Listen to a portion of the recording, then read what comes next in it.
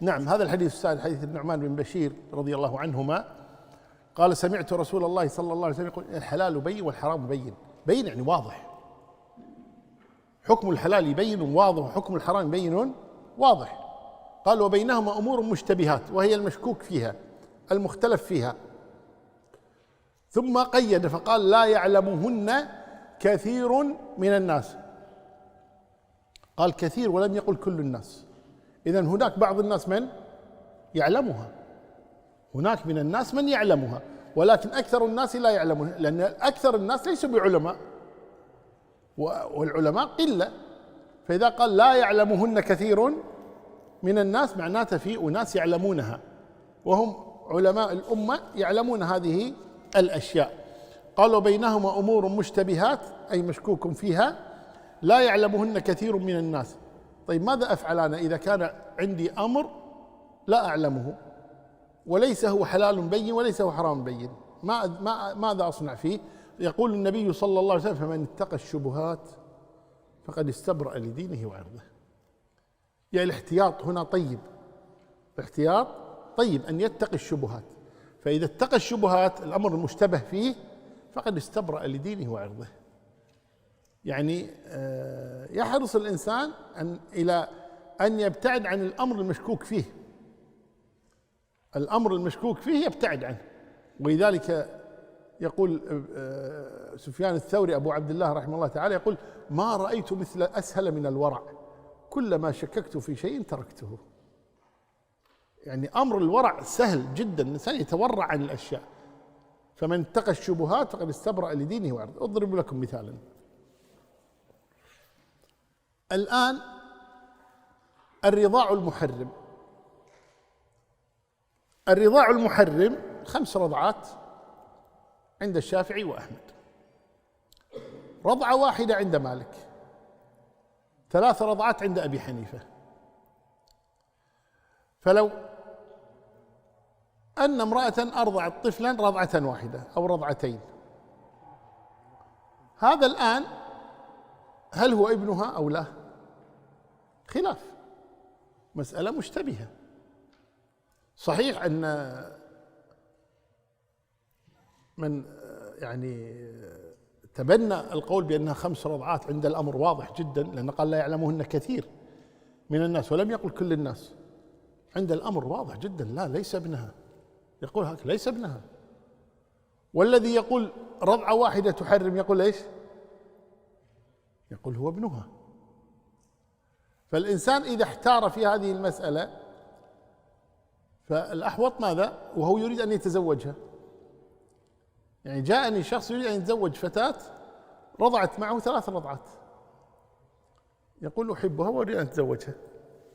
طيب رضعت معك 3 رضعات، قال له 5 رضعات محرمات.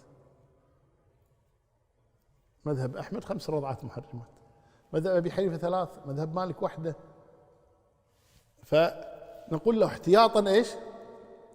شوف غيرها، بنات كثر، تزوج غيرها، وأيضا تغطى عنك لأن احتمال أنها ليست أختا لك.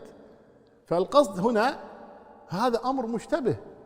يقول: فمن اتقى الشبهات استبرأ لدينه وعرضه. ومن وقع في الشبهات وقع في الحرام. ما معنى من وقع في الشبهات وقع في الحرام؟ يعني من وقع في الشبهات وتساهل في ذلك يوشك أن يقع في الحرام، أن الأمر صار عنده إيش؟ يعني ليس له زود حرص أبدا، متساهل. ولذلك مشكلة الصغائر أن الإنسان يفعلها ثم يتجاوزها ويتجرأ على الكبائر، لأنه الخوف من الله ضعف في قلبه، كما قال بعض السلف: لا تنظر إلى صغر المعصية ولكن انظر إلى عظمة من عصيت. فهذا لما ذهبت عظمة من عصى من قلبه ما فرقت عند الصغائر مع الكبائر فتساهل. وإذا قالوا من وقع في الشبهات وقع في الحرام، أي يوشك أن يقع في الحرام لأنه تساهل. والمعنى الثاني من وقع في الشبهات وقع في الحرام، طالما أنها شبهات احتمال تكون ايش؟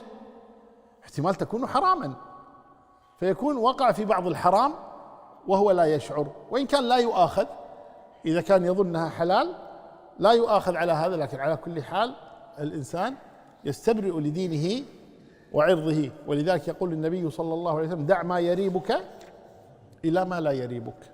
نعم. ثم قال: كالراعي يرعى حول الحمى يوشك أن يرتع فيه. شبه تشبيها جميلا صلى الله عليه وسلم.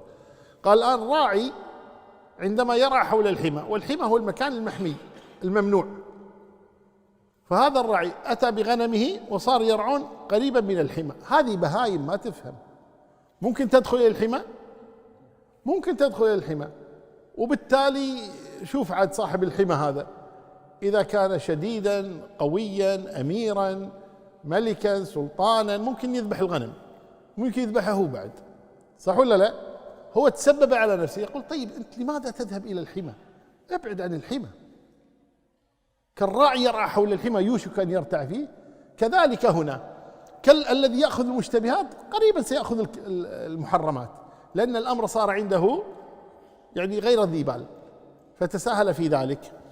ثم قال: ألا وإن لكل ملك حمى، أي ملوك الدنيا، وإن حمى الله محارمه. يعني إياكم أن تقعوا في حمى الله، احذروا من محارم الله سبحانه وتعالى. ثم قال: ألا وإن في الجسد مضغة، مضغة أي صغيرة كما قلنا التي تمضغ بالفم، ألا وهي القلب، إذا صلحت صلح الجسد كله، إذا فسدت فسد الجسد كله. القلب هو ملك الجوارح كما يقال، إذا صلح القلب صلحت الجوارح كلها واستقامت. وجاء عن الحسن البصري أنه قال: إن الجوارح كلها إذا أصبحت تقول للقلب: اتق الله فينا، إذا صلحت صلحنا وإذا فسدت فسدنا. احذر، لأن القلب هو الذي يصدر الأوامر للإنسان، افعل لا تفعل كذا، فيكون الإنسان حذرا في هذا الجانب، والله المستعان. نعم.